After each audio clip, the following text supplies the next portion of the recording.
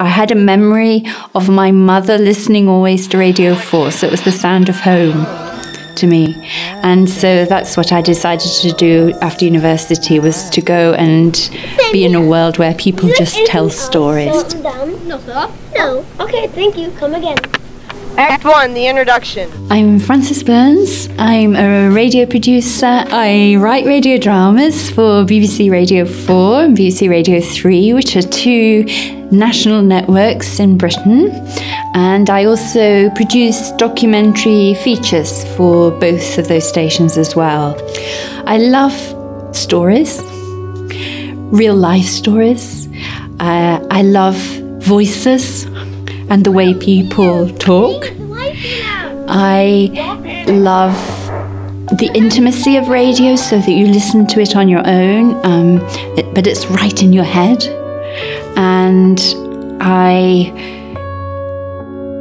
love the sense that we're speaking to people on their own, but there's maybe up to 1 million of them at a time, but they experience it on their own. I love that.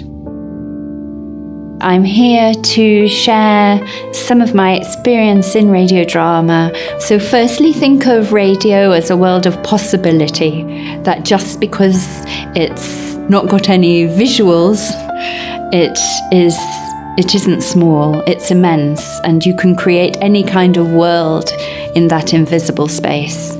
So for example, your characters can be dreaming or dead or talking without opening their mouths or living in 2 different centuries or out in an outer space. You know, just set your imagination free. Secondly, listen to the radio and listen to how people speak and the stories they tell, and listen curiously. You too. Likewise. Thirdly, remember that our voices are the beginning of a story. Fourthly, that sounds may be the beginning of a story.